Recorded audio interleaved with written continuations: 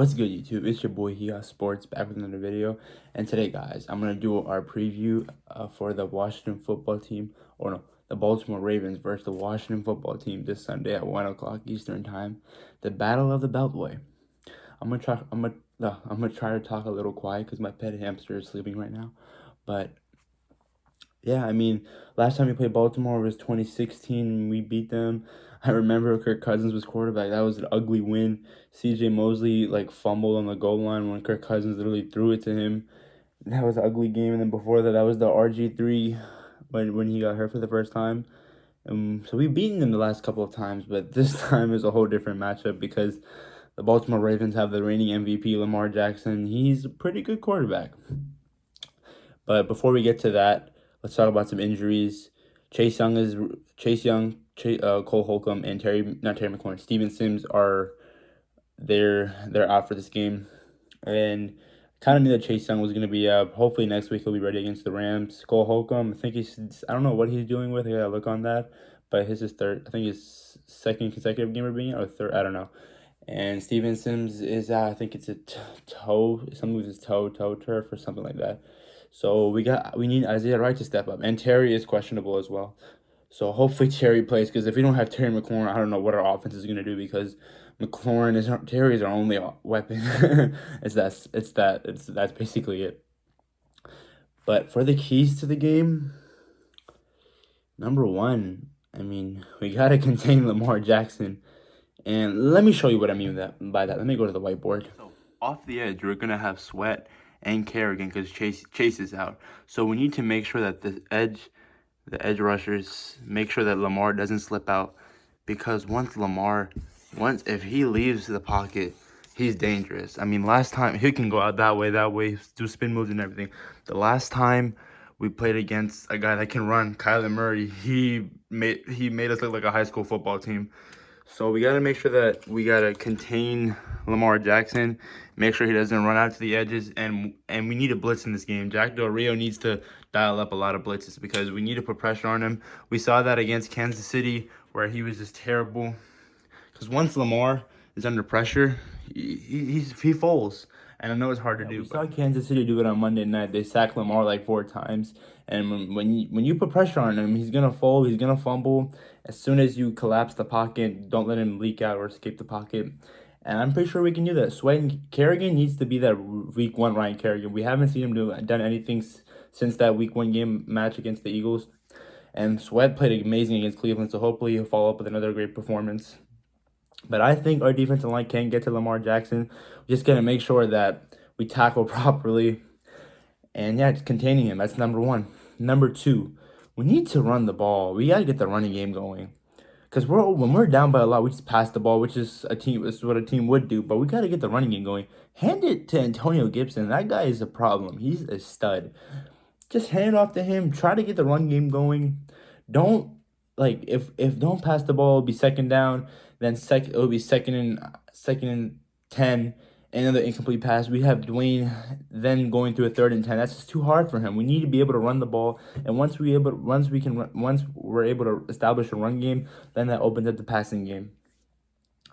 That's number 2. Just run the ball and control tempo and time of possession. Have us control the game by running the ball, and that'll open up the playbook for the passing game. Number 3, and this is just simple. Dwayne Haskins needs to play better. He needs to prove the haters wrong and all the fan base, because everyone's calling for his head. And I still believe in him. I still believe in Dwayne, and I want to believe in him. He's my quarterback. We drafted him at number 15 overall last year.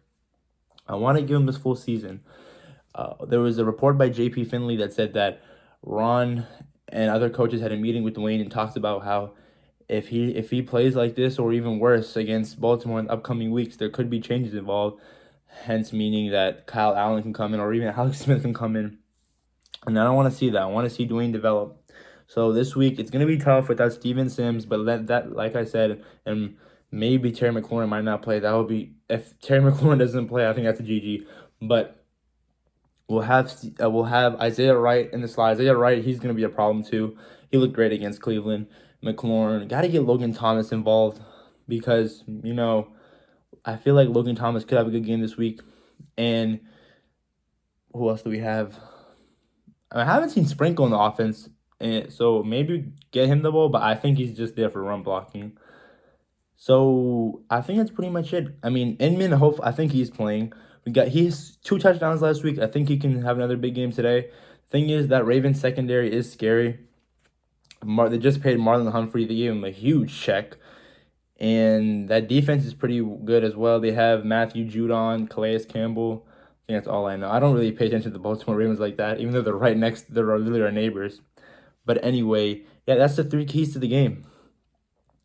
And prediction wise, so I feel like this game could either go 2 ways.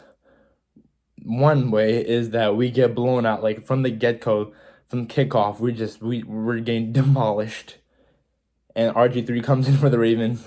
And two, it would be like that not Ravens, that Green Bay game last year when we went to Green Bay and we lost 17-9. It was 17-9? No, I forgot how much, but it was like a close game till the end again when we played Green Bay last year. So the other option could be like what I was talking about, that it would be a close game like the first 3 quarters, but in the end Baltimore will just pull out with the win because they're the better team. Everyone knows that, the whole league knows that. Much better talent, much better coaching, and they have the reigning MVP Lamar Jackson. Come on now.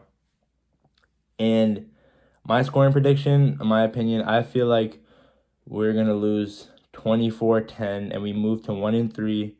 We fall to 1-3. Hopefully, still top of the NFC East, because Philadelphia is going to get killed by San Francisco on national television. Rams are going to destroy the Giants. Hopefully, Cleveland can beat Dallas. I mean, I feel like Cleveland has a good offense, and Dallas has a terrible defense. Well, their secondary is terrible. So hopefully, OBJ, Jarvis Landry, Austin Hooper have a big game, and they can get the running game going.